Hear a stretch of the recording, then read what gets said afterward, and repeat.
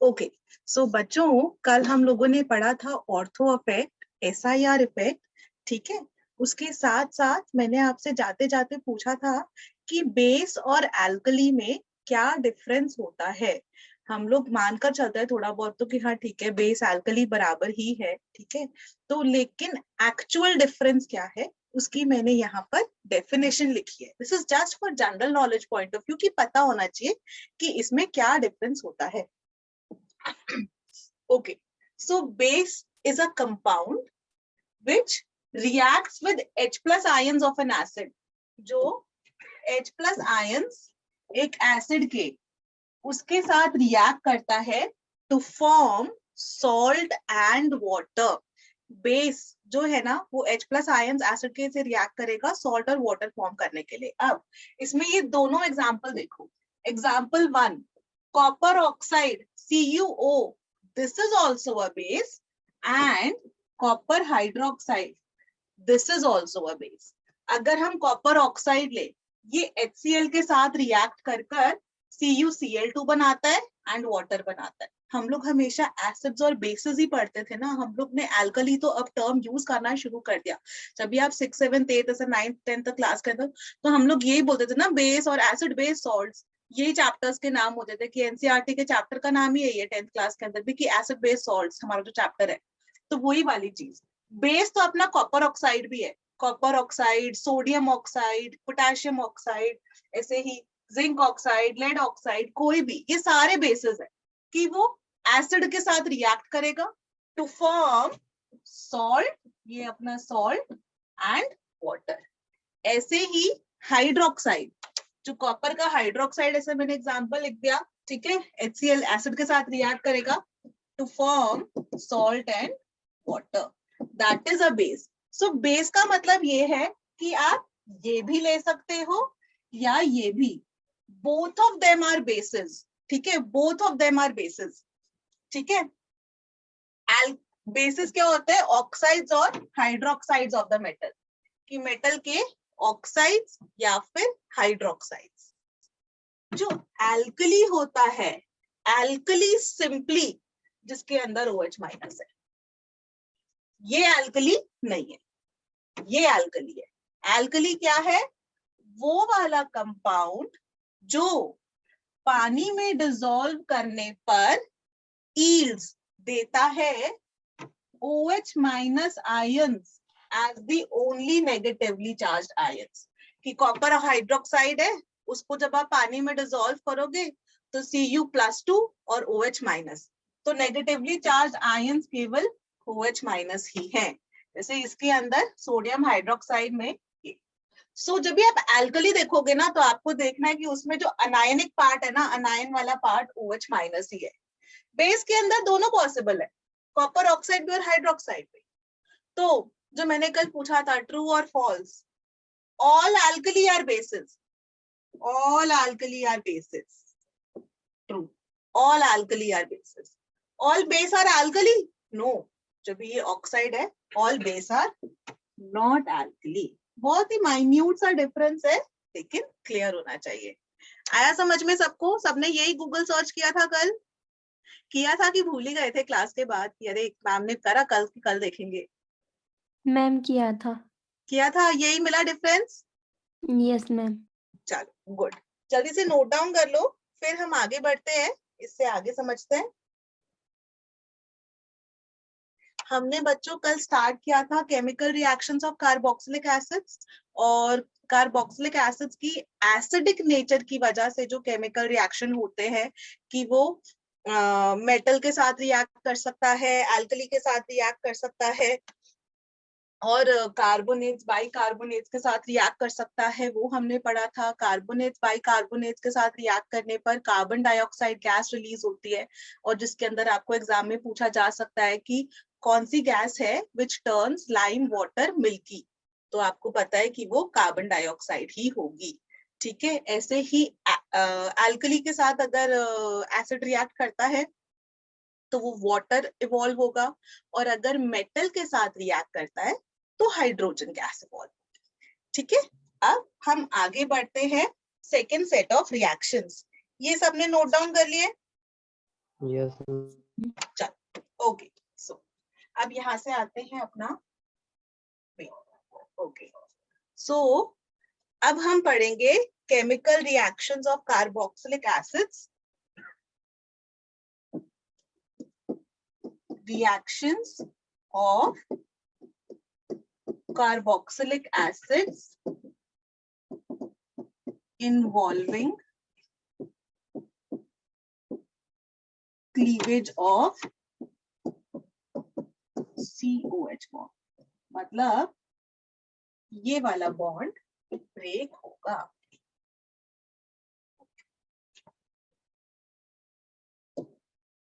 ठीक है, सबसे पहले नंबर 1,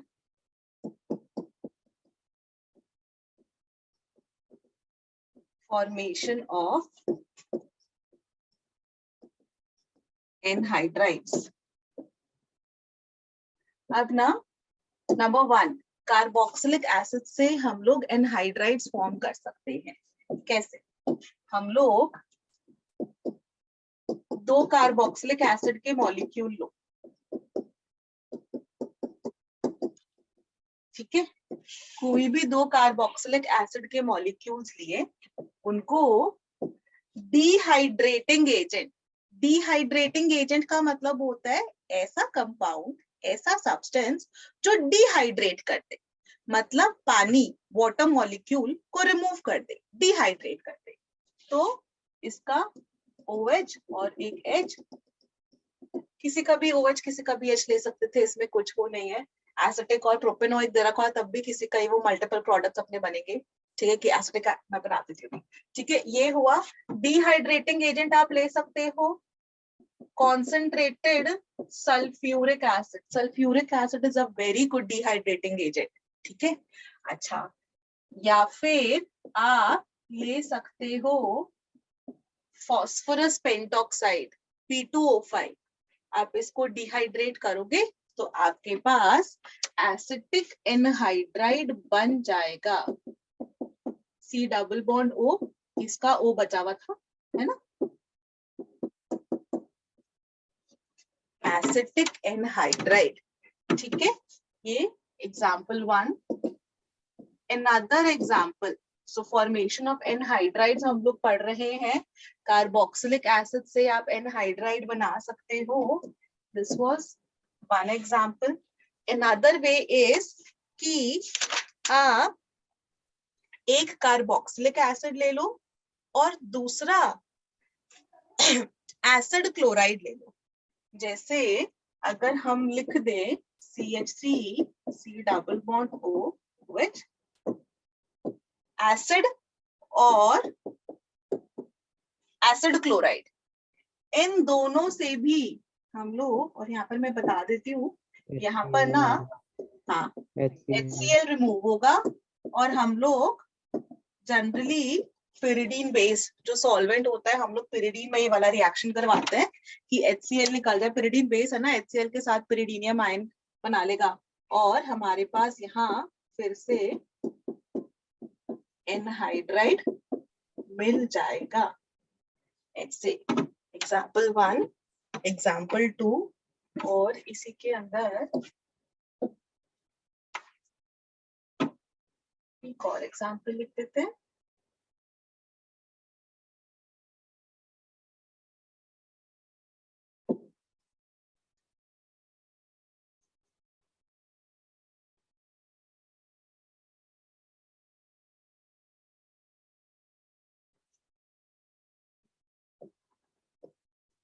एग्जाम्पल 3 दूसरे पेन से कर देते हैं। सोडियम एसिटेट अगर हम ले लें, sodium salt of acetic acid, sodium acetate, और उसको आप ट्रीट कर दो एसिड क्लोराइड से, तो यहाँ पिरिडीन लेने की जरूरत नहीं है ना, क्योंकि यहाँ पे तो हमको HCl के साथ वो बेस का उसका जेट है, यहाँ पर तो नॉर्मल भी रिएक्शन हो जाता है। और फिर से यहाँ पर क्या रिमूव हुआ? NaCl,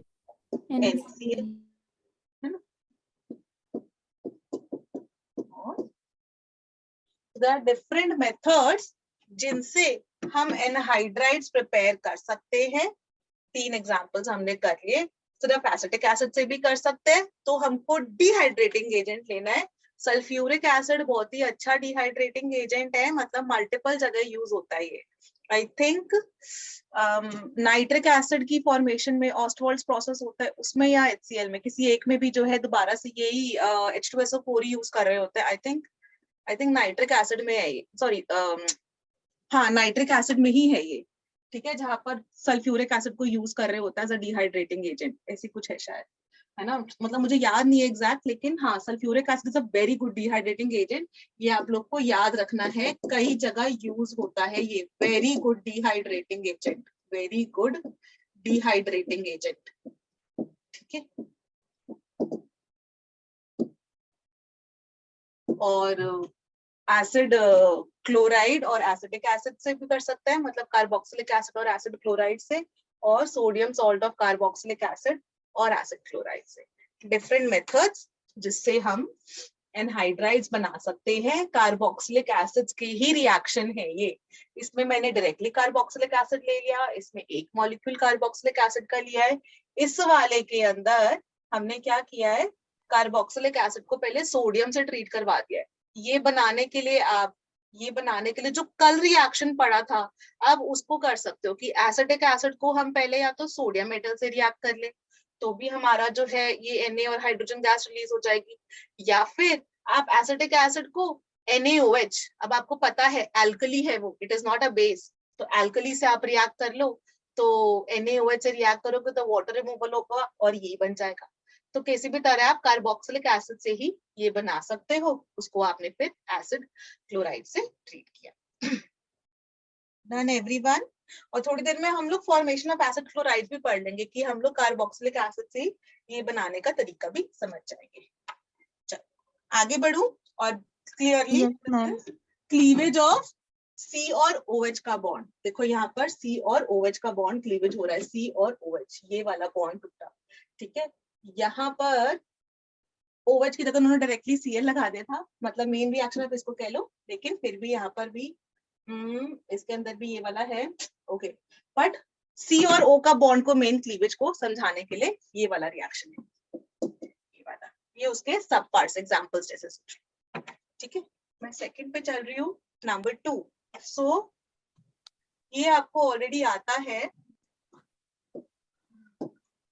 number 2, formation of esters. Asters की फॉर्मेशन, जब भी अल्कोहल के केमिकल रिएक्शंस हमने पढ़े थे, वहां पर इसका डिटेल्ड मैकेनिज्म समझा था। अभी मैं डायरेक्टली रिएक्शन लिखूंगी और आप मुझे प्रोडक्ट बताओगे बच्चों, ठीक है। और नंबर 1 मैं रिएक्शन लिख रही हूँ, CH3 C double bond O16 वाला H plus CH3 CH2 O18 वाला। आप ड्राई HCl गैस ले सकते हो एज कैटलिस्ट। जब भी ड्राई HCl गैस लेते हैं ना, तो उसका नाम होता है, या फिर एक सेकंड लिख दो, या फिर डाइल्यूट H2SO4 लिख देती हूँ। हाँ, बोलता है ना कि थोड़ा सा H+ आयंस होता है इन द प्रेजेंस ऑफ वाटर। तो क्या प्रोडक्ट बनेगा आपको ये मुझे बताना है, और मैं ये चीज लिख दूं, जब हमने ड्राई HCl गैस ली होती है catalyst for formation of esters, तो हम उसको कहते हैं Fisher CEIER reaction.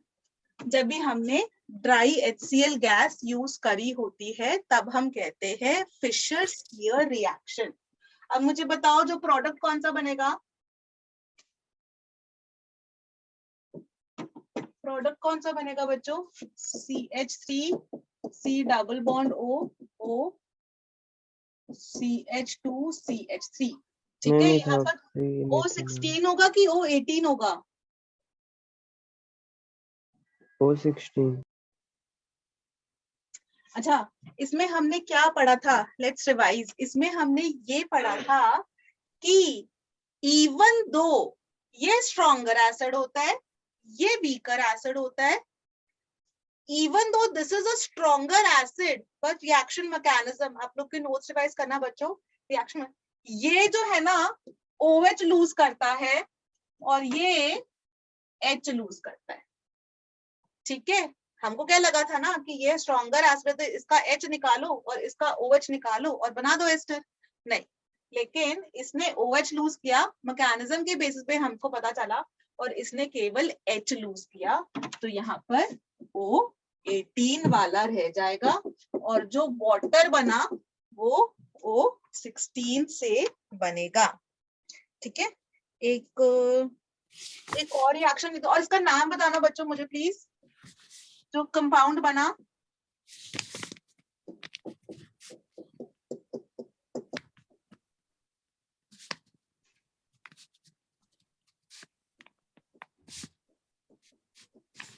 Ethoxy ethanol ethyl ethanoate. ये 2 कार्बन का है तो इथाइल, और ये 2 कार्बन का एसिड था तो इथेनोएट। ठीक है, और इसमें मुझे प्रोडक्ट बताओ।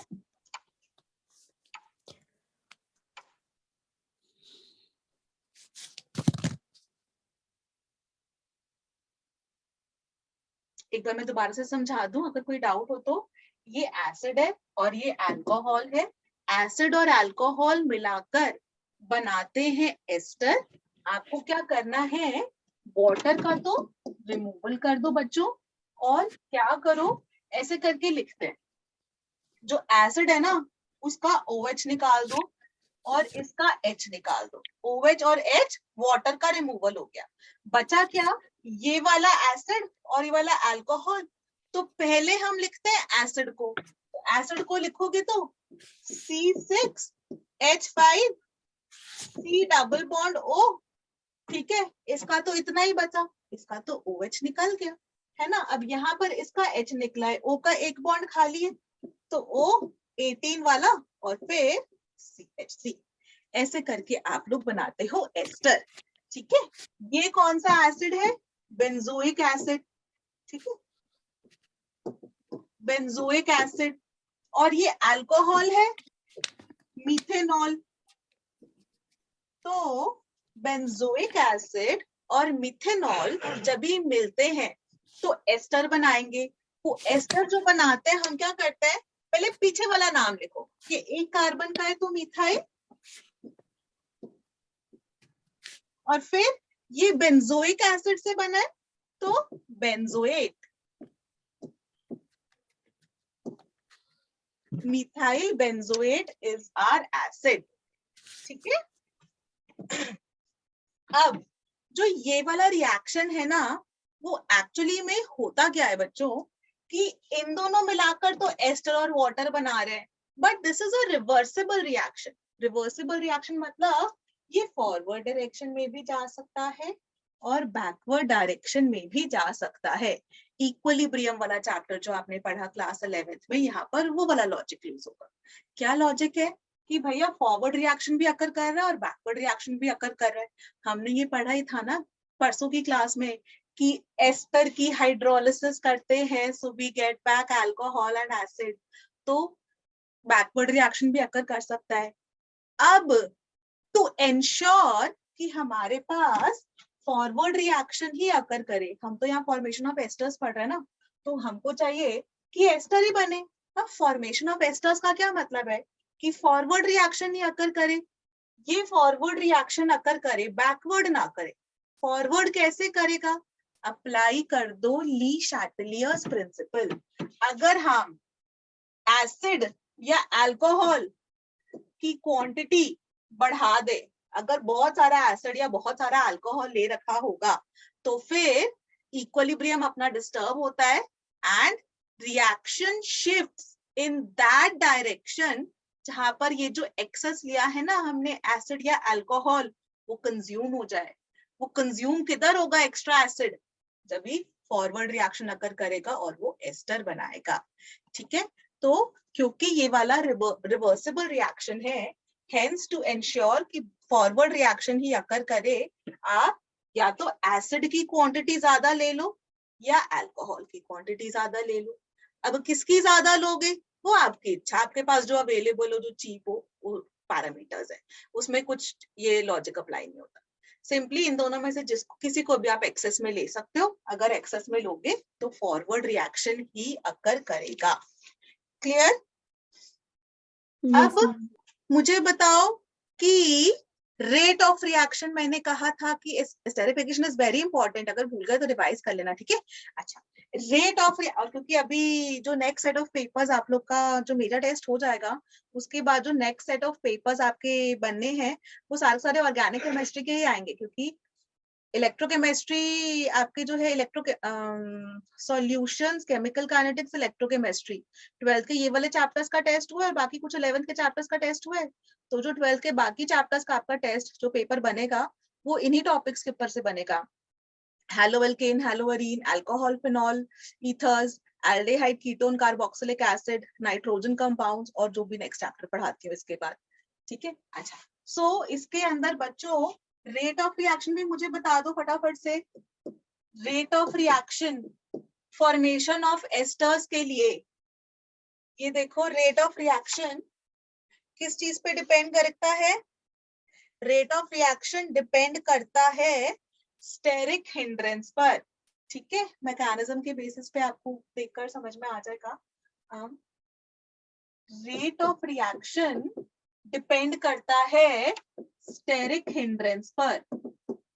स्टेरिक हिंड्रेंस मतलब भीड़ वगैरह, जहां स्टेरिक हिंड्रेंस कम वहां रेट ऑफ रिएक्शन ज्यादा। फॉर एग्जांपल अगर हम एसिड्स की बात करें, मिथेनोइक एसिड जो फॉर्मिक एसिड है उसमें स्टेरिक हिंड्रेंस सबसे कम, तो उसका ROR rate of reaction highest, फिर CH3COOH, फिर CH3 CH2COOH and so on. और इसके अंदर भी जो है ना, अगर हम ये वाला लगा दें, एक सेकेंड, CH3 ओके, एक सेकेंड, हाँ 2 मिनट देना मुझे, अभी मुझे ना 3 कार्बन वाला एसिड बनाना है, तो 3 कार्बन वाला एसिड, एक सेकेंड, जिससे कि रेट ऑफ रिएक्शन आपको और अच्छे से समझ में आ जाए। हाँ, CH3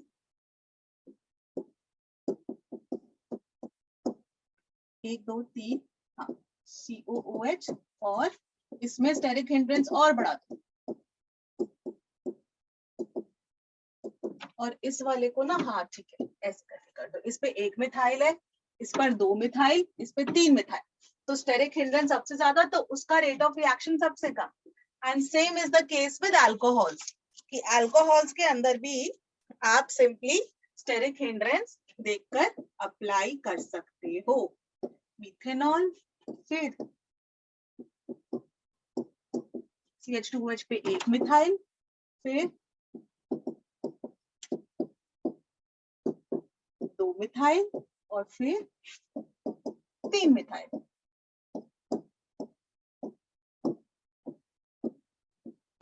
तो ये अपना रेट ऑफ रिएक्शन हो जाएगा, आप लोग स्टेरिक हिंड्रेंस के बेसिस पर जज करते हो।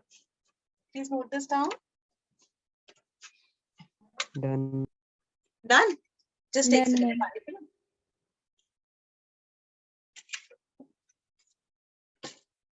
ओके, नेक्स्ट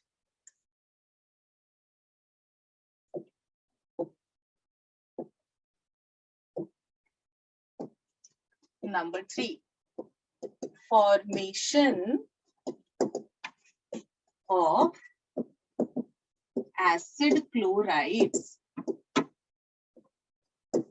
एसिड क्लोराइड्स हम लोग फॉर्म कर सकते हैं, अलग अलग रिएजेंट्स है, जैसे कि RCOOH है, उसको SOCl2, SOCl2 क्या होता है?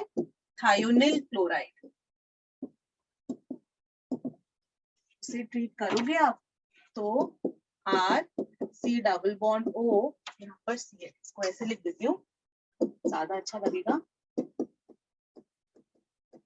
तो ये वाला OH माइनस रिप्लेस हो रहा है विद Cl माइनस से, RCOCl प्लस SO2 प्लस और HCl। ये वाला बेस्ट मोस्ट प्रेफर्ड मेथड है, क्योंकि जो अपने प्रोडक्ट्स निकले वो सारे के सारे वेपराइज करके मतलब बाहर निकल जाएंगे। ठीक है, इसके बाद नेक्स्ट RCOOH। ठीक है, इसको PCl5 के साथ ट्रीट करेंगे। PCl5 के साथ भी ट्रीट करके we can get RCOCl, POCl3, 3 chlorine हो गए, 1 क्लोरीन बचा और एक O आ गया, तो HCl, और another is RCOOH, PCl3 के साथ ट्रीट किया, R C double bond O, Cl बन गया और H3PO। ठीक है, ये डिफरेंट मेथड्स हैं जिनसे हम एसिड क्लोराइड्स बना सकते हैं।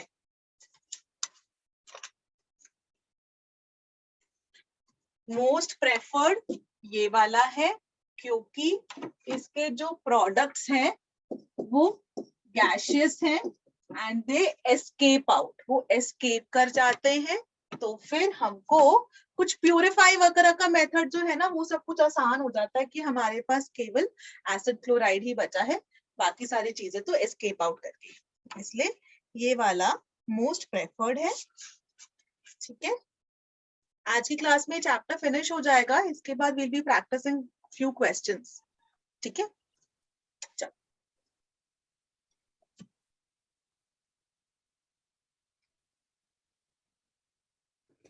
आगे बढ़ो। Yes, ma'am. ओके, नहीं नंबर 6 नहीं, नंबर 4।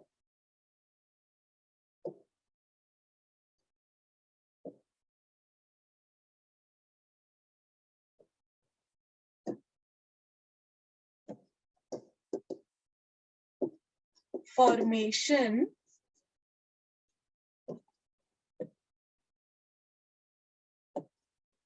of amides।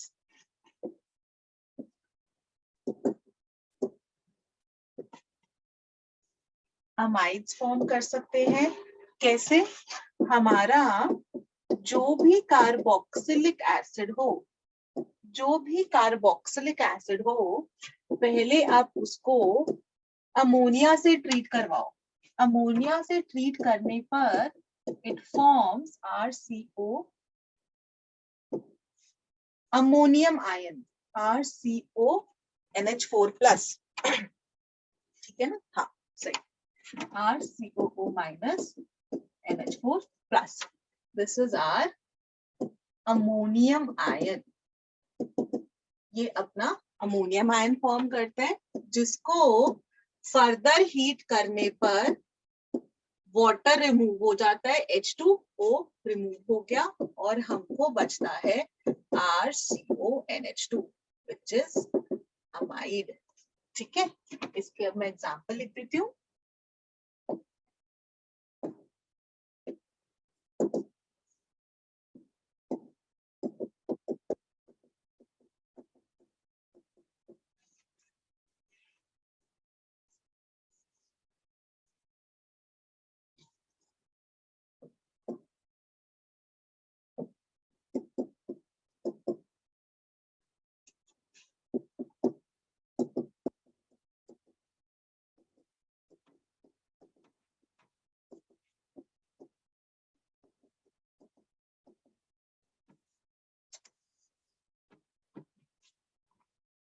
कोई भी आप ले सकते हो, ऐसे ही एक वाला एग्जांपल दे देती हूँ।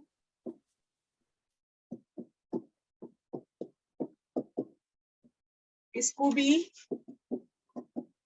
डायरेक्ट प्रोडक्ट लिख रही हूँ, उसके बाद हीट करके वाटर रिमूवल के बाद बेंजामाइड, इसको कहते हैं benzamide.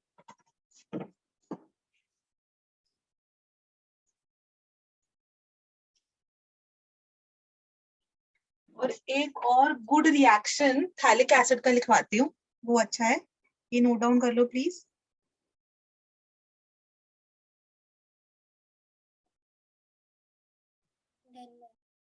Done, okay. So example 3, हम ना ये जो कंपाउंड है इसको कहते हैं थैलिक एसिड। पी साइलेंट है, थैलिक एसिड, ये अपना थैलिक एसिड है। अब इसको जब आप 2 अमोनिया के मॉलिक्यूल्स से ट्रीट करवाओगे तो क्या होगा, C double bond O minus ammonium, C double bond O negative ammonium. इसको जब हम हीट करते हैं तो 2 वाटर मॉलिक्यूल्स रिमूव होंगे और ये बन जाएगा CONH2, CONH2 ये बन गया। इसको जब आप फर्दर स्ट्रॉन्गली हीट करते हो और भी ज्यादा हीट करते हो तो आप यहां से N और H3 अमोनिया निकालोगे और बन जाएगा phthalimide, C double bond O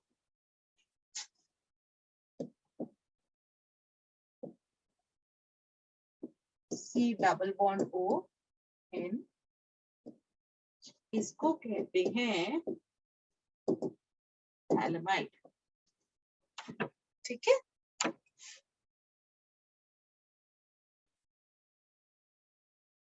sorry बच्चों ये थैलेमाइड था, यहाँ लिखना था, यहाँ लिखना था। इसको कहते हैं थैलेमाइड और इसको फेलिमाइड।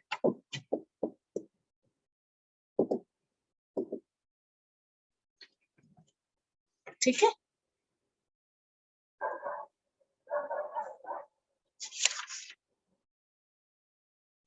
Okay.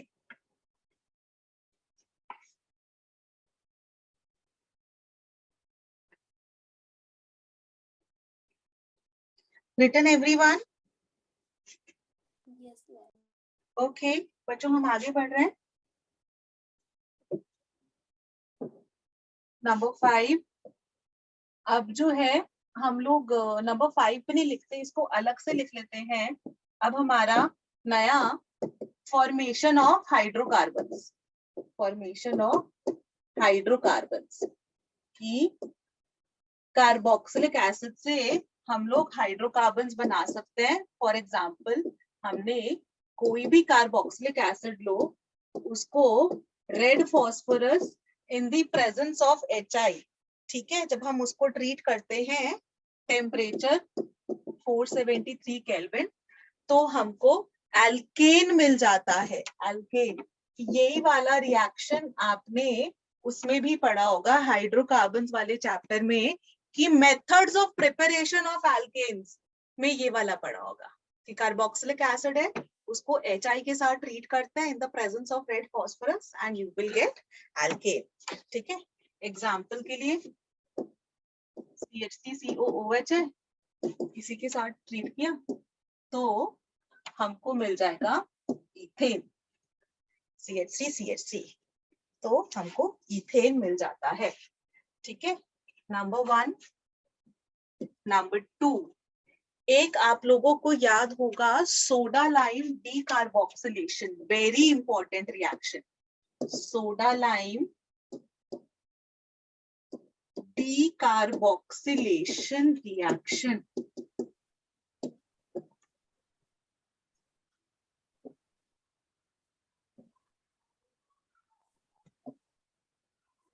Soda lime decarboxylation reaction में क्या होता है, हमारा CH3COOH है, इसको हम ट्रीट करते हैं सोडा लाइम से, मतलब NaOH in the presence of CaO, quick lime.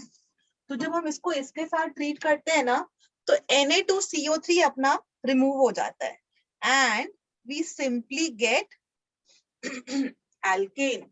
तो ये Na2 इसका CO3, तो हमको बन जाता है यहाँ पर CH4 plus Na2CO3।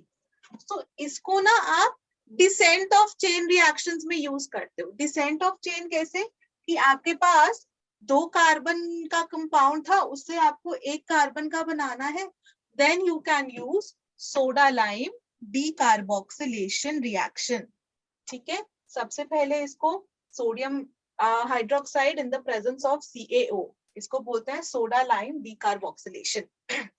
Sodium salt of carboxylic acid होता है जनरली, हम उसको ट्रीट करते हैं सोडा लाइम से। सोडा लाइम जो होता है ना NaOH/CaO, ये भी यहाँ लिख लो, NaOH/CaO का रेशियो होता है 3:1। ठीक है, क्योंकि एक्चुअली पहले जो है ना आप इसको 3:1 क्यों कि पहले आप इसको यही बना चुके होते हो, sodium salt of carboxylic acid, उसी को आप इससे ट्रीट कर रहे होते हो, तो Na2CO3 निकल जाता है और CH4 बन जाता है। ठीक है, ऐसे ही इसका जो अच्छा वाला एग्जाम्पल है, ये तो बहुत ही सिंपल है कि आपको सिंपली CO2S वाले पार्ट को हटाना है और इस वाले पार्ट का अल्केन बना देना है। पर जो अच्छा वाला एग्जाम्पल है ना इसका, ये वाला देखना, अगर हमारे पास ये है डाई कार्बोक्सिलिक एसिड, इसका आयुपिक नेम बोलेंगे तो प्रोपेन 1,3 डाइओइक एसिड, या फिर कल या परसों की क्लास में मैंने बताया था ओम्स गैप, तो मलोनिक एसिड।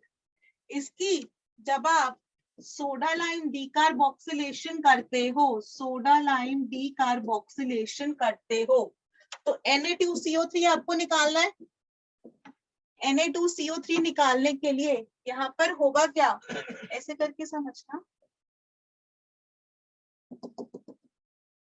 ये वाले पार्ट को निकाल दो आप, यहाँ पर अंडू,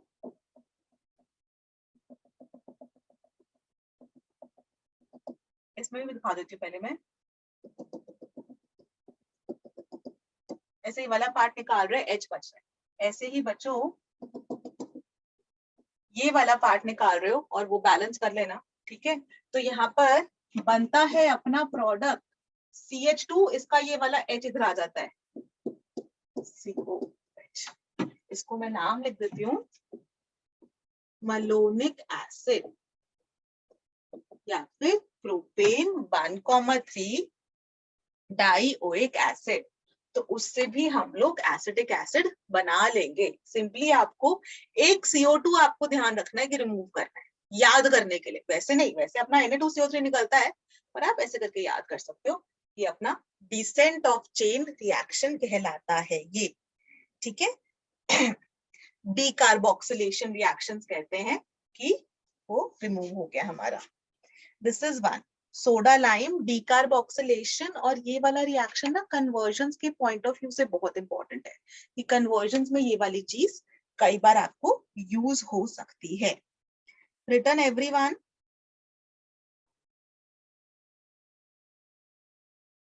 ये था soda lime decarboxylation. Okay, next हम लोग नंबर 1, नंबर 2, अच्छा दूसरा वाला होता है कोल्ब्स इलेक्ट्रोलिसिस।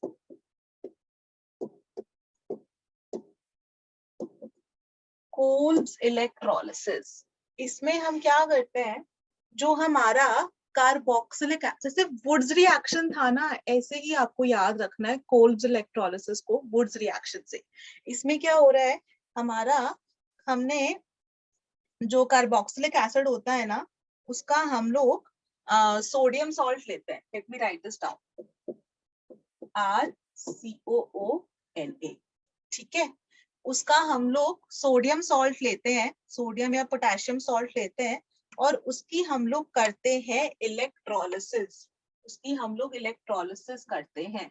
ठीक है, तो जब भी आप उसकी इलेक्ट्रोलिसिस करते हो, ठीक है, तो अपना RR बनेगा। कैसे बनेगा, I show you.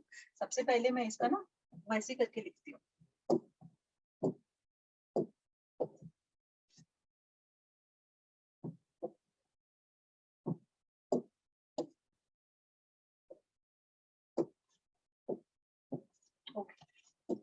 RCOO minus Na+ है, ये डिसोसिएट कर बना लेगा RCOO माइनस और Na+, ठीक है।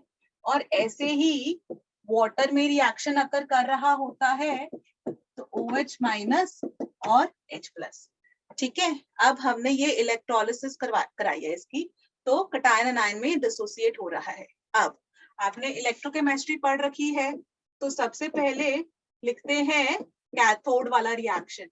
कैथोड पर कौन से आते हैं? Cations. Cations migrate to the cathode. Red cat reduction occurs at cathode, red cat. तो यहाँ पर आ गए हमारे H+ और Na+। इन H+ और Na+ में रिडक्शन पोटेंशियल किसका हाई है?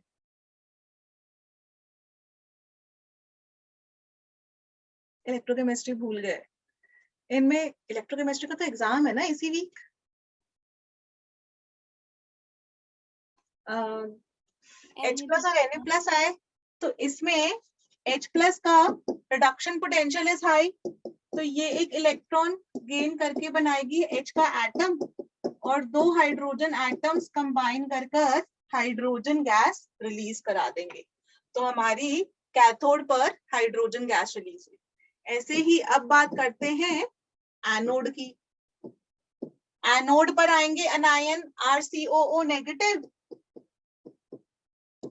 और OH-। स्नो कलीबरी करके मैंने याद करवाया था, OH- का कई काफी मतलब दूर होता है। ये RCOO- ही पहले इलेक्ट्रॉन लूज करेगा और ये बना देगा RC≡O। अब ये बोलेगा कि मैं CO2 गैस लेकर बनाकर निकल जाऊंगा। कैसे? इसने क्या किया, इसके पास एक इलेक्ट्रॉन एक यहाँ पे खाली है, यहाँ से इसका ये एक टूटा, एक इलेक्ट्रॉन ये वाला मिल गया और वो CO2 गैस बना लेगा। ये इलेक्ट्रॉन को यहाँ शिफ्ट किया, C≡O, और हमारे पास R का फ्री रेडिकल बन गया। ये जो बच्चों R का फ्री रेडिकल बना, ये एक और R के फ्री रेडिकल के साथ कंबाइन कर RR बना देता है, ठीक है। Hence we will get this product. This is ascent of chain reaction. जो पुराना पढ़ा था ना सोडा लाइम डीकार्बोक्सिलेशन, वो था डिसेंट ऑफ चेन की एक कार्बन आप रिमूव कर रहे हो, यहाँ पर आप ऐड कर रहे हो। कि अगर हमने एसिटिक एसिड लिया होता इसके अंदर CH3COONA, sodium salt of acetic acid, sodium acetate, तो हमारे पास क्या प्रोडक्ट बनता बच्चों?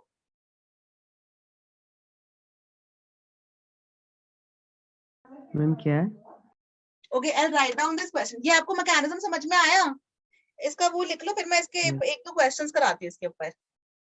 मैम इसे थोड़ा नोट कर रहे हैं। हम्म,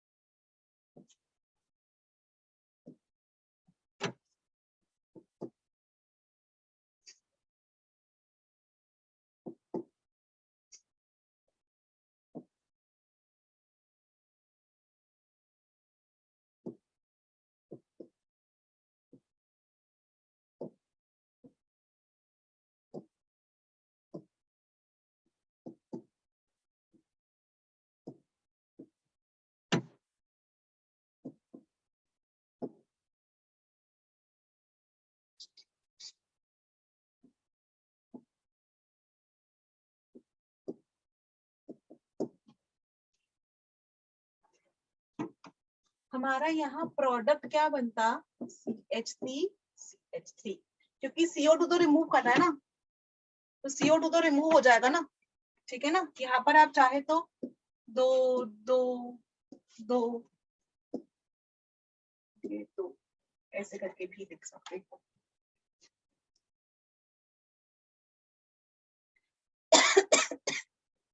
सबको समझ में आया? Yes, ma'am. ओके, क्या इस मेथड से मैं मीथेन बना सकती हूँ? इथेन तो बन रहा है एसिटिक एसिड से, क्या हम मीथेन बना सकते हैं? मैम HCON तो CO2 निकल जाएगा। सोचो मीथेन बन सकता है कि नहीं बन सकता? मैम नहीं बन सकता। मीथेन नहीं बन सकता। इस मेथड का यही ड्रॉबैक है, drawback of this method, methane can not be formed, है ना। मीथेन फॉर्म करने के लिए, जैसे इथेन के लिए आपने ये ले लिया, ठीक है, इसमें even number of carbon atoms वाला बन रहा है। क्यों? यहाँ पर आपने क्या किया, अगर फॉर्मिक एसिड ले भी लो, कि आप कहो कि हम ऐसा करते हैं HCOONA ले लेते हैं, ठीक है, तो उससे आप HCOO माइनस बनाओगे। कैथोड पे तो हाइड्रोजन गैस रिलीज हो रही है, ठीक है, एनोड पे आओगे आप तो HCOO माइनस है, वो एक इलेक्ट्रॉन लूज करके HCOO डॉट बनाएगा, वो CO2 निकालकर हाइड्रोजन का फ्री रेडिकल बना देगा ना।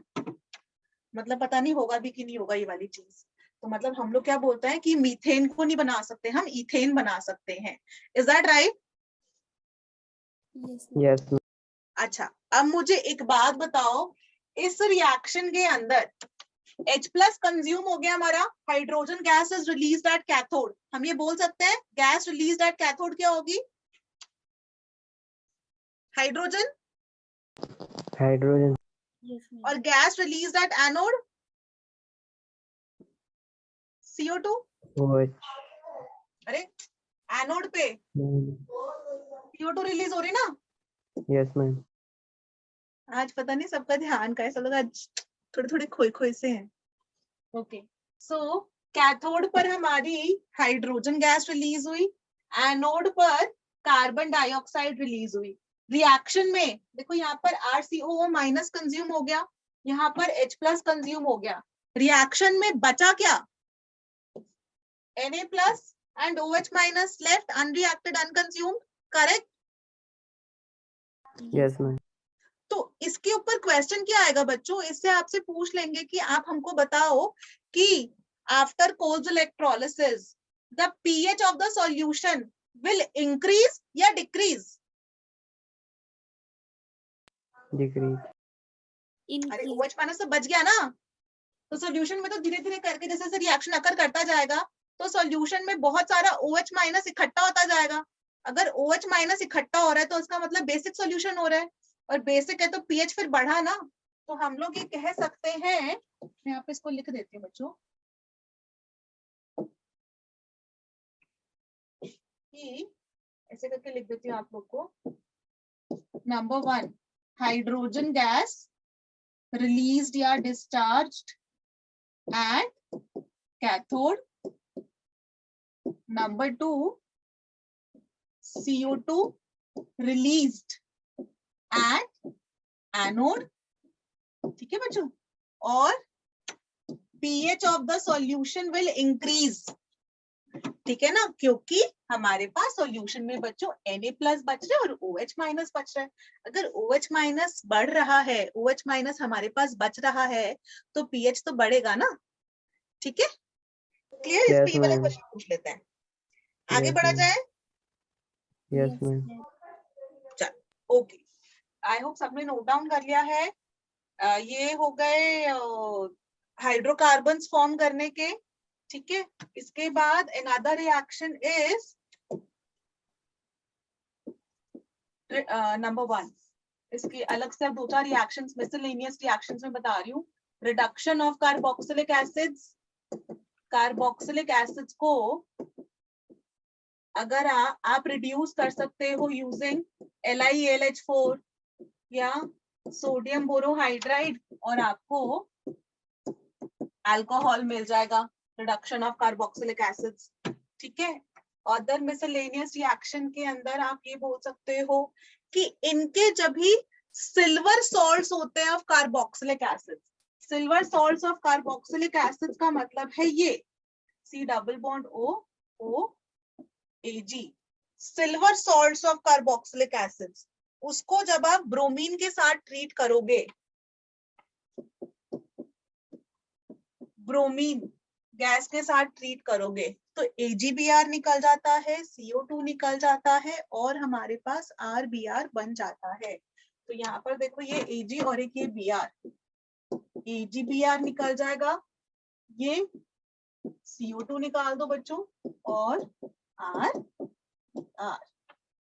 ब्रोमो एल्केन हमारा बन जाता है silver salt of carboxylic acid COO minus Ag plus silver salt of carboxylic acid. ठीक है, ये वाली चीज हो गई, नोट दिस डाउन। और यहाँ पे CCl4 उसी टाइम हम लोग रिएक्शन अकर करवा रहे होते हैं, उसी टाइम हम लोग हाथों हाथ जो है इन दोनों को मिक्स कर रहे होते हैं। ठीक है, और इसको नाम होता है हंस डिकर रिएक्शन। इस रिएक्शन का नाम होता है HUND DIE। मैम CCl4 के नीचे क्या लिख रखा है? रिएक्शन मीडियम जो समझ लो, उसी टाइम आप जो है इन तीनों चीजों को मिक्स कर रहे होते हो फ्रेशली प्रिपेयर करके, कि अपना जो है रिएक्शन अकर कर जाता है।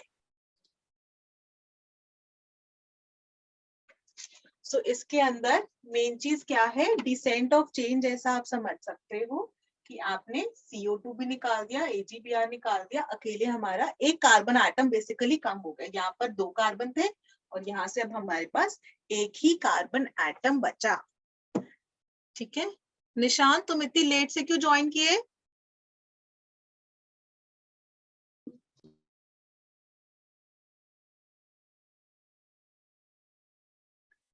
चलो ये हो गया।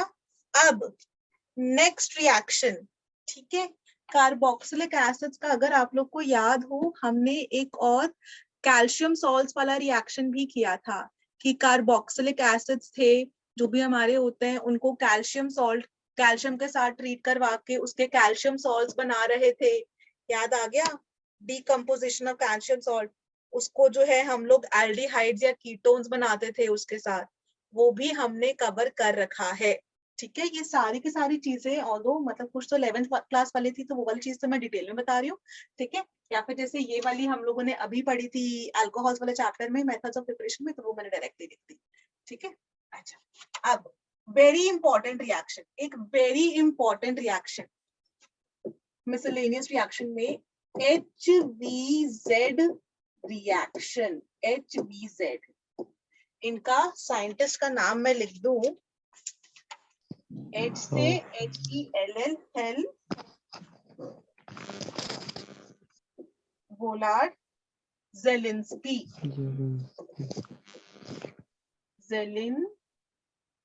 KSKY, Zelinsky reaction, HVZ reaction. ठीक है, बहुत ही आसान है। इसके अंदर क्या करते हैं हम, लेट्स से हमारे पास एक कार्बोक्सिलिक एसिड है, जैसे कि हमने इसको ट्रीट करवाया red phosphorus in the presence of a halogen. हमने इसको ट्रीट करवाया red phosphorus in the presence of a halogen. ठीक है, और फिर वाटर से, तो क्या होता है कि जो कार्बोक्सिलिक एसिड है ना, इसके जस्ट एडजेसेंट कार्बन के हाइड्रोजन को बोलते हैं अल्फा कार्बन, या उसके हाइड्रोजन को बोलते हैं अल्फा हाइड्रोजन। वहां पर सब्स्टिट्यूशन होता है। ये जो X है ना, X कैन बी Cl और Br, तो यहाँ पर सब्स्टिट्यूशन होगा बच्चों, और यहाँ पर X लग जाएगा और COOH। सो अल्फा वाला हाइड्रोजन हमारा सब्स्टिट्यूट हो जाता है।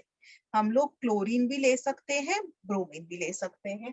एग्जाम्पल अगर हम लिखें आपके लिए, so let's say example number 1, अगर मैं ले लूं सबसे सिंपलेस्ट एसिटिक एसिड, तो एसिटिक एसिड के लिए हमने लिख दिया ये, और उसको मैं रेड फॉस्फोरस, क्लोरीन और फिर इसके साथ ट्रीट करवाया।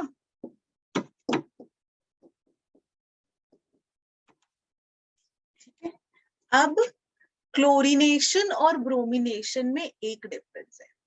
जो क्लोरीनेशन होता है ना, ये it does not stop at this stage, इसको आगे अगर आप और भी ज्यादा क्लोरीन के मॉलिक्यूल्स लोगे, देखो एक ही मॉलिक्यूल लिया है तो एक ही सब्स्टिट्यूशन होगी ऑफ कोर्स, ठीक है। अगर अपना क्लोरीन एक्सेस में हो, ठीक है, if chlorine is an excess, तो होगा क्या, ये और ज्यादा आगे सब्स्टिट्यूट होता जाएगा कि हमारे पास ये बनेगा और फिर इवेंचुअली ये बन जाएगा, ठीक है। ऐसे करके होता जाता है।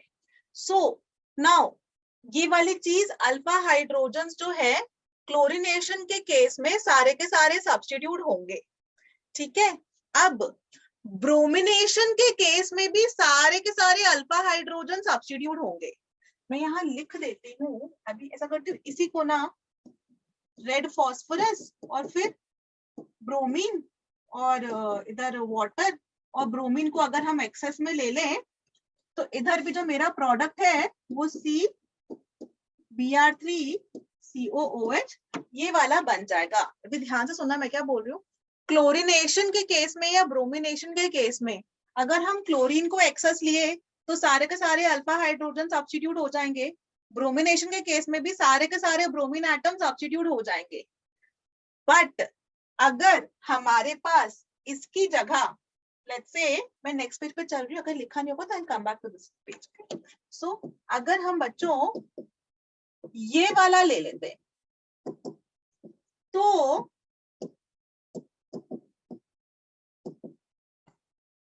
पहले तो एक सब्स्टिट्यूट होता, फिर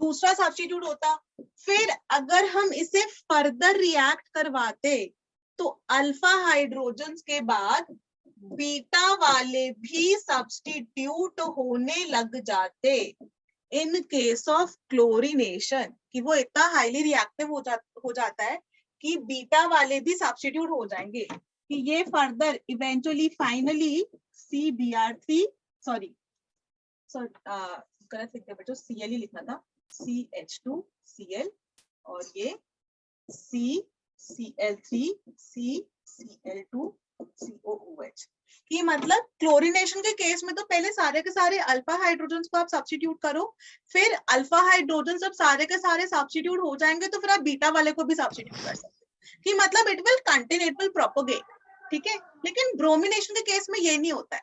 ब्रोमिनेशन के केस में जो है अल्फा वाले जब भी सब्स्टिट्यूट हो गए तो उसके बाद रिएक्शन रुक जाता है, बीटा हाइड्रोजन्स पर रिएक्शन नहीं अकर करता है।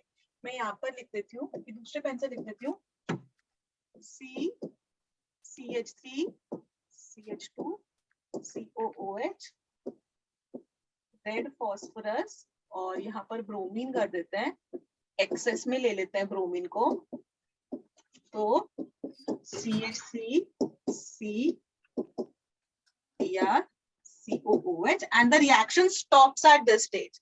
क्लोरीनेशन के केस में तो क्या था ना कि अल्फा सारे के सारे सब्स्टिट्यूट होने के बाद बीटा हाइड्रोजन भी सब्स्टिट्यूट हो रहे हैं। ब्रोमिनेशन में ऐसा नहीं होता है। ब्रोमिनेशन में the reaction will stop after substituting all the alpha hydrogens. Beta वाले सब्स्टिट्यूट नहीं होते हैं, इसको बोलते हैं HBZ रिएक्शन।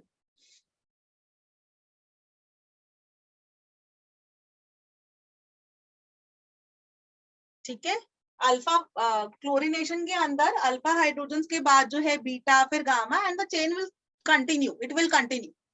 ब्रोमिनेशन के अंदर सिर्फ अल्फा हाइड्रोजन ही सब्स्टिट्यूट होते हैं। अल्फा हाइड्रोजन को सब्स्टिट्यूट करने के लिए एक्सक्लूसिवली यहीं पर अल्फा वाले ही सब्स्टिट्यूट होंगे, बीटा वाले सब्स्टिट्यूट नहीं होते हैं इन। अब ये वाले जो कंपाउंड्स है ना, ये बहुत इंपॉर्टेंट है। ये इंपॉर्टेंट इसलिए है कि जो ये अपने बनते हैं, जैसे अल्फा हाइड्रोजन सब्स्टिट्यूट होके यहाँ पर क्लोरीन लग गया, तो ये वाले कंपाउंड्स ना हाईली रिएक्टिव है, इनसे हम आगे मल्टीपल प्रोडक्ट्स बना सकते हैं। ये नोट डाउन कर लिया बच्चों आप लोगों ने? Yes ma'am. और बेटा ये वाला पेज नोट डाउन कर लिया था? No ma'am. हाँ, ये वाला कर लो प्लीज।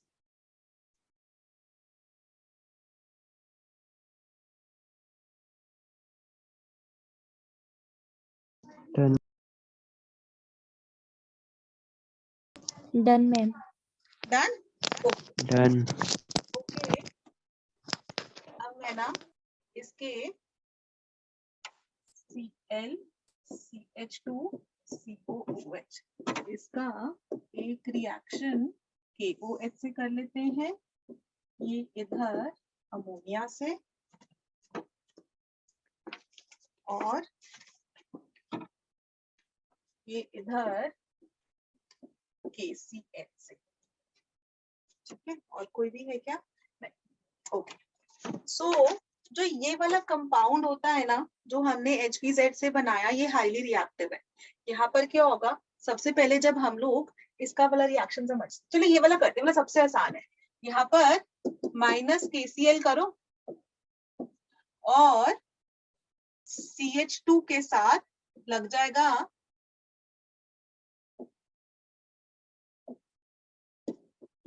CN और COOH, जिसको आप फर्दर हाइड्रोलाइज करके COOH, मतलब ये CN को तो हाइड्रोलाइज करके हम लोग एसिड बना देते ना, COOH CH2 COOH, ये आप बना सकते हो। ठीक है, ऐसे ही जब हम इसको इसके साथ करते हैं, तो लेट्स से यहाँ पर 2K वो ले लेते हैं। तो पहले एक तो ये KCl बाहर निकल गया, एक KCl के साथ बाहर निकल गया, और यहाँ पर लग जाएगा CH2 के साथ इसका OH और COOK। ठीक है, और यहाँ पर एक KCl बाहर निकलेगा, एक वाटर बाहर निकलेगा।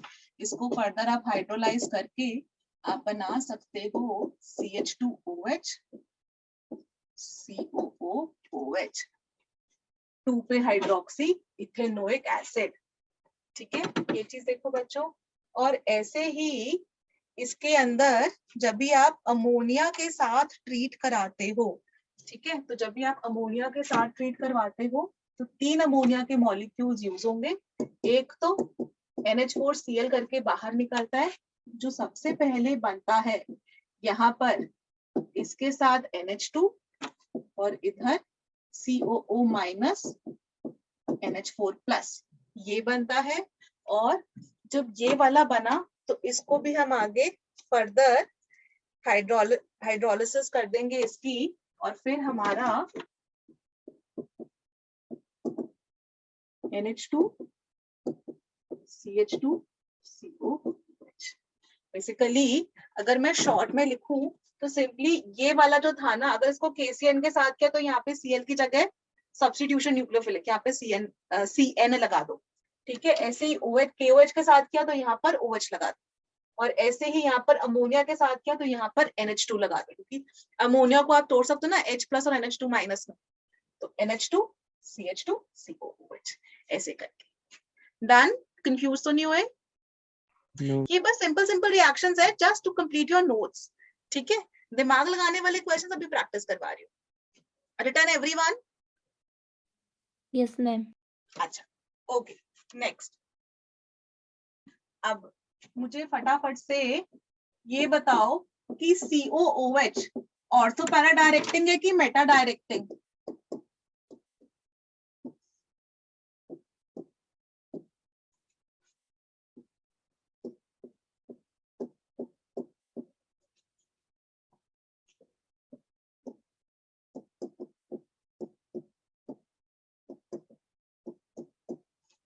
चुप हो गए सारे के सारे? तुम लोग को आता है आंसर ये वाला? ये +M है कि -M है? -M है, तो -M वाला होता है मेटा डायरेक्टिंग।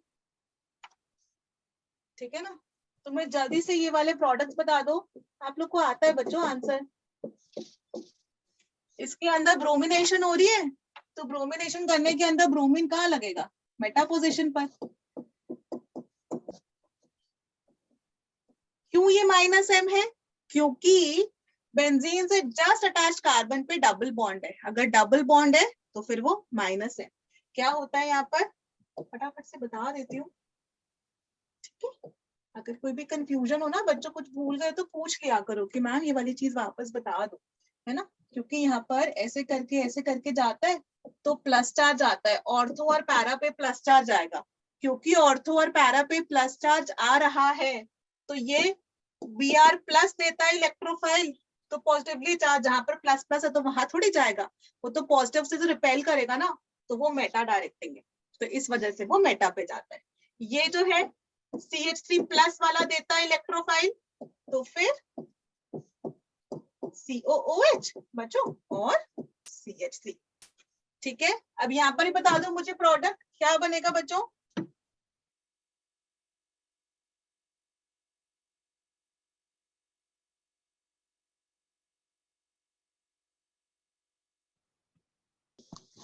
COOH NO2 है ना, और ये वाला नाइट्रेशन होता है, ये वाला सल्फोनेशन होता है,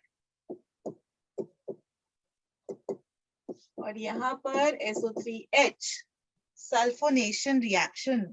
this completes our chapter actually. ठीक है, कि हमने सारे के सारे रिएक्शन सब कुछ कवर कर लिए। कोई डाउट्स है इसके अंदर, कुछ पूछना है?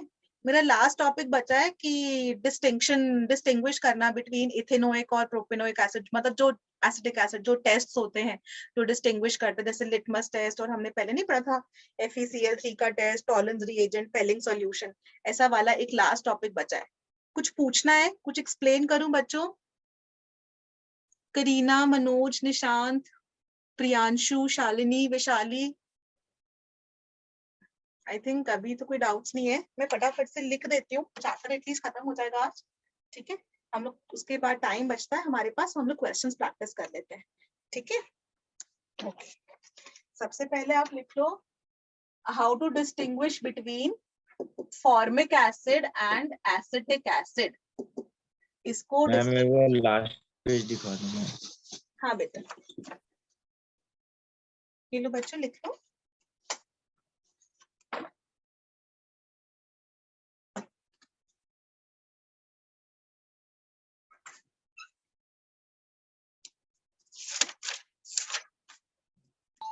Ma'am done.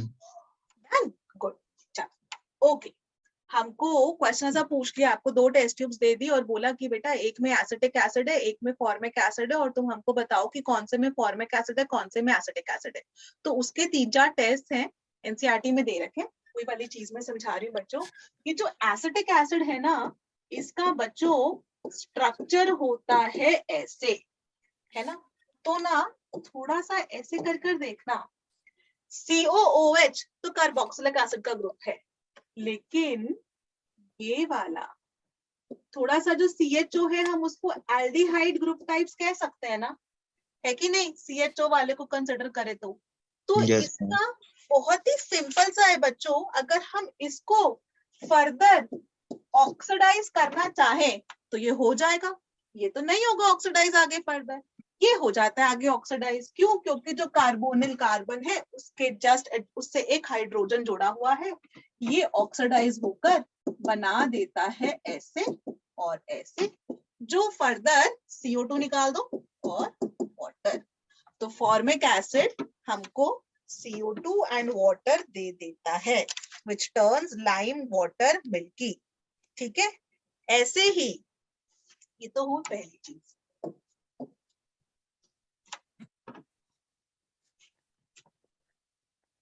ऐसे ही इसके अंदर अगर आपको याद हो, मैंने टॉलरेंस रिएजेंट, टॉलरेंस वाला टेस्ट करवाया था। टॉलरेंस रिएजेंट को हम सिल्वर मिरर टेस्ट भी कहते हैं।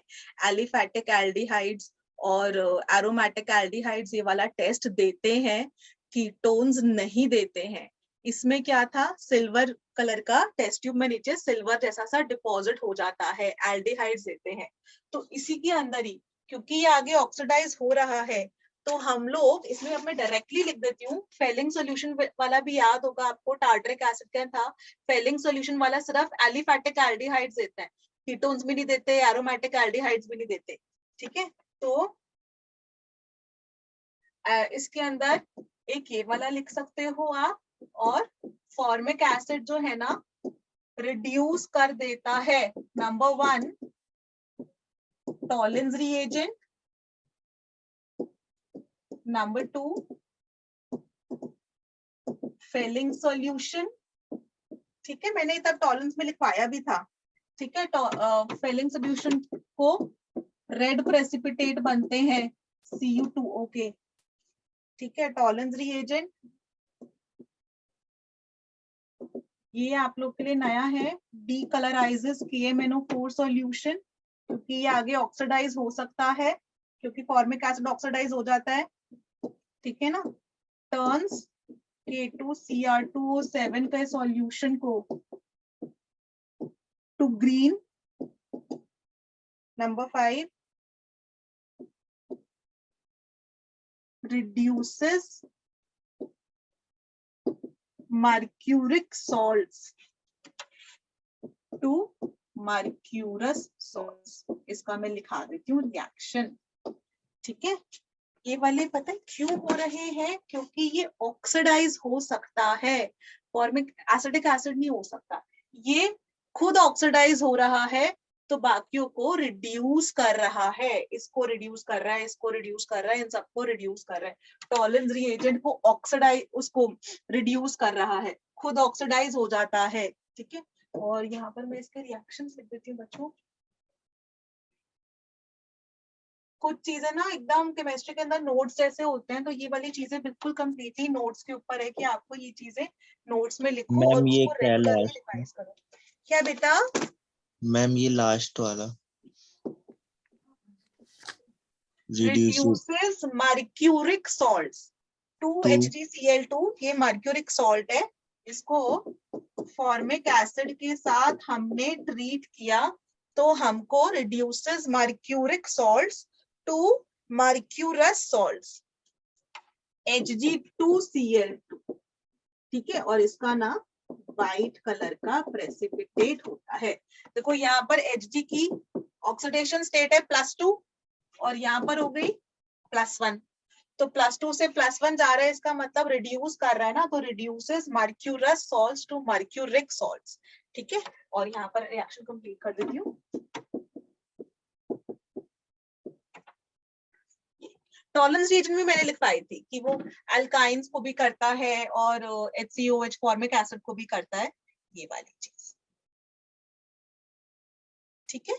सो ये अपना था हाउ आप डिस्टिंग्विश कर सकते हो acetic acid, tolerance reagent, पेलिंग solution, इनमें से किसी के साथ भी रिएक्ट नहीं करेगा, लेकिन फॉर्मिक एसिड कर जाएगा। KMnO4, K2Cr2O7 अगर आप लोग को याद हो तो ये ऑक्सीडाइजिंग एजेंट होते हैं, ये ऑक्सीडाइज कर रहे होते हैं, ये ऑक्सीडाइज कर रहे हैं, फॉर्मिक एसिड ऑक्सीडाइज हो सकता है क्योंकि उसमें एल्डिहाइड वाला ग्रुप है, तो ये खुद रिड्यूस हो जाएंगे, ठीक है। तो Mn जो है +7 से रिड्यूस होकर लोअर ऑक्सीडेशन नंबर में आ जाएगा, ठीक है। K2Cr2O7 यहाँ पर क्रोमियम की +6 है, यहाँ Mn की +7 है ऑक्सीडेशन स्टेट, तो +7 या +6, जैसे ये तो +6 से +3 में ही जाता है, Cr+3। जो KMnO4 है वो +7 से किस किस में जाता है, 1, 3 और 5 तीनों स्टेट्स में जा सकता है। बेसिक में 1, न्यूट्रल में 3 में जाता है और 5 एसिडिक में 5 में जाता है, ठीक है। वो मैं जब भी वो पढ़ाऊंगी चैप्टर, ये कोऑर्डिनेशन कंपाउंड्स वाला चैप्टर, उसके अंदर आता है KMnO4, K2Cr2O7, तो उसमें हम डिटेल में पढ़ेंगे। क्या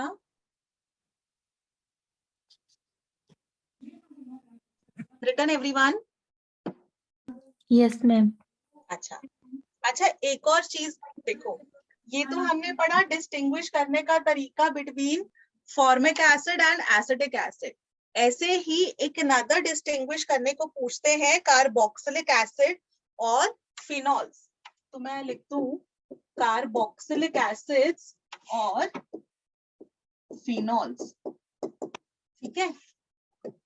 इसको डिस्टिंग्विश करने के लिए तो सबसे पहले जो कार्बोक्सिलिक एसिड्स हैं, they can react with NaHCO3, sodium bicarbonate and Na2CO3 to give CO2 effervescence, वो के साथ रिलीज होती है और वो टर्न्स लाइम वाटर मिलती है, और ये नो रिएक्शन कि फिनॉल जो है ना, it is not very acidic, तो ये सोडियम बाइकार्बोनेट, सोडियम कार्बोनेट के साथ रिएक्ट नहीं करता। ऐसे ही ये तो था एक तरीका डिस्टिंग्विश करने का। दूसरा है कि जब भी हम इसको FeCl3 के साथ ट्रीट करते हैं तो इसमें मिलता है कलर प्रेसिपिटेट, बफ कलर्ड और उसमें वॉयलेट, ओके। जब भी हम लोग इसको न्यूट्रल FeCl3 के साथ ट्रीट करते हैं। जैसे यहाँ न्यूट्रल FeCl3 के साथ फिनॉल गिव्स वॉयलेट कलर। ठीक है, ये मैंने तब लिखवाया भी था कि अल्कोहल्स नहीं देता पर फिनॉल्स दे देता है। ये जो है न्यूट्रल FeCl3 के साथ जब भी कार्बोक्सिलिक एसिड्स को हम ट्रीट करते हैं ना, तो वो कलर्ड प्रेसिपिटेट्स देते हैं। ठीक है, तो जैसे ये है, इसका मैं एग्जैक्ट रिएक्शन लिख देती हूँ।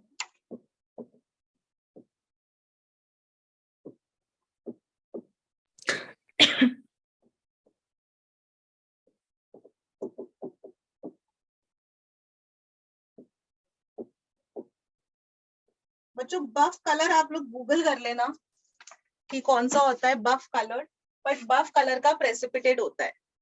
ठीक है, तो हमको यहाँ पर अगले डिफरेंट डिफरेंट एसिड के साथ अलग अलग कलर्स होता है, तो यहाँ पर हम लोग बफ कलर्ड ऐसा लिख देते हैं। जो स्टेटमेंट लिख रखे होते हैं ना कि गिव्स कलर्ड प्रेसिपिटेट्स, तो वो कलर्ड प्रेसिपिटेट्स होते हैं। और फिनॉल के अंदर फिक्स्ड है कि वो वॉयलेट कलर का प्रेसिपिटेट देता है विद न्यूट्रल FeCl3। ठीक है, ये था अपना कार्बोक्सिलिक एसिड्स वाला टॉपिक। यहाँ पर अपना चैप्टर खत्म होता है। मेरी आपसे बहुत एकदम सिंसियर वाली रिक्वेस्ट है कि NCERT के सारे क्वेश्चंस प्रैक्टिस करो। क्या होता है कि सब जगह से कर रहे हो तो ये किताब वो किताब, पेस के मॉड्यूल कर रहे हो, स्टेप ऐप कर रहे हो, कुछ आपके कहीं जो भी कर रहे हो, वो सब कुछ ठीक है। NCERT जरूर करो, स्टेप ऐप करो, उसके अंदर कॉन्सेप्चुअल, मैंने जितने स्टेप ऐप के क्वेश्चन सॉल्व किए हैं बहुत कॉन्सेप्चुअल क्वेश्चंस है, बहुत अच्छे क्वेश्चंस है। जेन्युइनली टॉपिक के लिए जो है ना एकदम अच्छा है। एंड मोर ओवर क्योंकि उसमें वो टाइमर है ना, तो आप फटाफट आपकी टाइम की भी प्रैक्टिस हो जाती है, वो चीज बड़ी अच्छी लगती है मुझे। Yes ma'am. तो अपना ना टाइम मैनेजमेंट, क्योंकि एग्जाम के अंदर आपके पास टाइम बहुत कम है, तो टाइम मैनेजमेंट के लिए स्टेप ऐप से बहुत अच्छा है। पेस के मॉड्यूल्स हैं, उनसे थोड़े टफ लेवल के क्वेश्चंस हैं उसके अंदर, वो भी प्रैक्टिस करो। जो बच्चे जेई एडवांस के लिए कोशिश कर रहे हैं, एडवांस के लिए तो बहुत ज्यादा अच्छी है वो, उसके वो कोशिश करो। चलो एक ना भी अच्छा सा क्वेश्चन दे रही हूँ, ठीक है, और ये है मैम लिखने सॉरी बेटा, है ना, ये है मेंस लेवल AIPMT का मेन का क्वेश्चन है, लेकिन बहुत ही अच्छा क्वेश्चन है। ये कर लो, फिर मैं वो क्वेश्चन देती हूँ, थोड़ा सा दिमाग लगाने वाला क्वेश्चन है।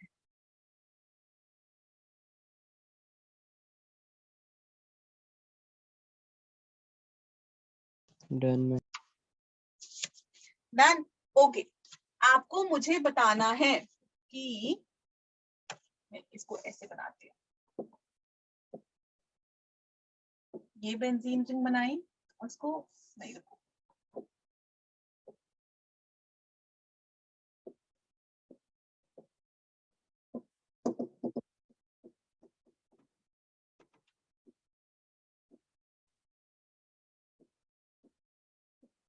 है ना, और इसको जब भी NO2 प्लस नाइट्रेशन कर रहे हैं हम, उन्होंने डायरेक्टली नाइट्रोनियम आयन लिख दिया, तो इसके साथ जब भी हम ट्रीट कर रहे हैं तो what product will be form, ये NO2 प्लस इलेक्ट्रोफिलिक सब्स्टिट्यूशन हो रही है, तो ये NO2 प्लस कहाँ जुड़ेगा, सोचो एक बारी।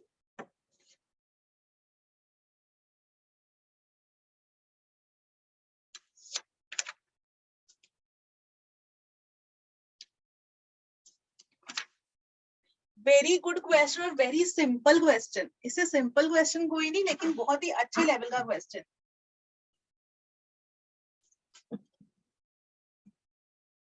और ये मेडिकल का क्वेश्चन है, तभी वो AIPMT होता था, तभी नीट नहीं होता था। AIPMT 2008 का, ठीक है, so you can imagine it's not a very tough question. वो मेडिकल में तो एकदम टाइम की वो बहुत एकदम पंक्चुअल वाली अच्छी वाली टेस्टिंग करते हैं। ओके, सो मैं इसके अंदर के साथ जुड़े, कौन से वाले, इस वाले रिंग 1 की रिंग 2? रिंग 2। रिंग 2, ओके, अभी देखते हैं। हाँ, मुझे नहीं पता आंसर क्या है, थोड़ा सा दिमाग लगाना पड़ेगा। ओके, यहाँ पर ये बेंजीन से जुड़ा हुआ है O, और इस बेंजीन से जुड़ा हुआ है C डबल बॉन्ड।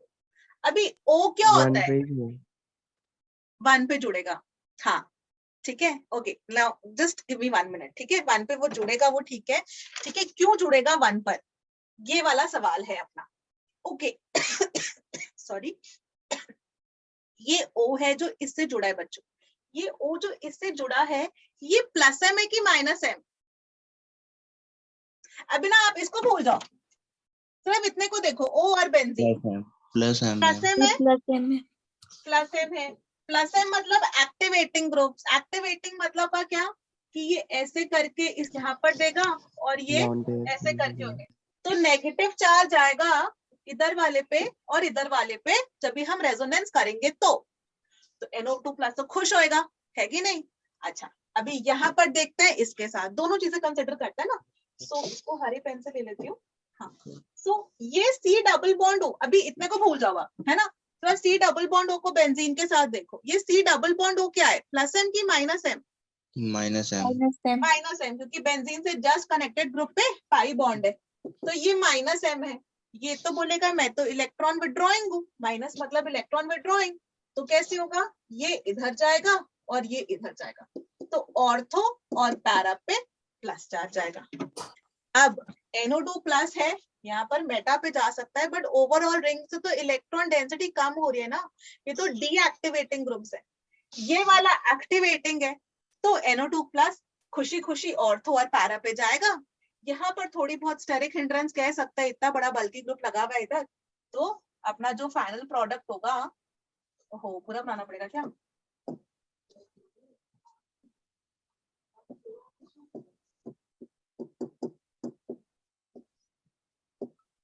है ना, तो हमारा NO2 जुड़ जाएगा इधर। Very simple, very logical question, है ना। अच्छा लगा क्वेश्चन, सबको समझ में आया, कितना कॉन्सेप्चुअल क्वेश्चन था और कितना इजी Yes, क्वेश्चन ma'am. था, यस है ना। मैम। आंसर देख के लग रहा है कितना हलवा जैसा क्वेश्चन था और इस पे गलती नहीं कर सकते हम। चलो चलो बाय बच्चों, खूब सारे क्वेश्चंस प्रैक्टिस करना, कन्वर्जंस वाले क्वेश्चन प्रैक्टिस करने से ना दिमाग चलना शुरू होता है, अच्छा ये वाला रिएजेंट हो सकता है, ये वाला हो सकता है, ठीक है, तो वो सारी चीजें समझना। जैसे एक जो मुझसे आज ही एक बच्चे ने पूछा था डाउट कि जाते जाते कि मैम जैसे मेरे पास ना ये है, ठीक है, तो उसको मैं डायरेक्टली KCN से कर ये वाला बना दूं CH2CN, तो नहीं, ये नहीं कर सकते हम। हमको क्या करना है, क्या गड़बड़ी हुई इसके अंदर, इसके अंदर आपको जो करेक्ट वाला है, करेक्ट इज ग्रीन ना, तो इसको पहले आप SOCl2 से या PCl3 से या PCl5 कोई भी क्लोरीनेशन का ब्रोमिनेशन का वो ले लो और पहले इसको ये बना लो CH3 CH2Cl, उसके बाद आप इसको KCN के साथ ट्रीट कर ये बना सकते हैं, ठीक है। एल्काइल हैलाइड के अंदर होता है ना सब्स्टिट्यूशन न्यूक्लियोफिलिक, OH में थोड़ी पड़ता है हम ये वाली चीज, है ना। तो ऐसे करके करना, डायरेक्टली मत करते ना। आज ही मुझसे एक बच्चे ने पूछा था कि कन्वर्जन वाला क्वेश्चन उसका गलत था, तो मैंने कहा ये वाली चीज तुम लोग भी ध्यान रखना, ठीक है। ये एक पॉइंट ऑफ एरर है जो काफी सारे बच्चे मिस्टेक कर देते हैं इन स्पाइट ऑफ, क्योंकि ऐसा कुछ क्वेश्चन था कि इससे ना उसको वो बनाना था, क्या बनेगा इससे ये, और इसकी हाइड्रोलिसिस करके प्रोपेनोइक एसिड, ऐसे से कुछ क्वेश्चन था, किसी ने मुझसे आज व्हाट्सएप किया था, तो ये वाली चीज प्रोपेनोइक एसिड बनाना है, तो वो उससे ये करना चाह रहा था, तो ऐसे करके नहीं जाना, ऐसा हरे पाथ से जाना, ठीक है, व्हाइट और फिर ग्रीन मत जाना। Done everyone? Yes ma'am. Thank you ma'am.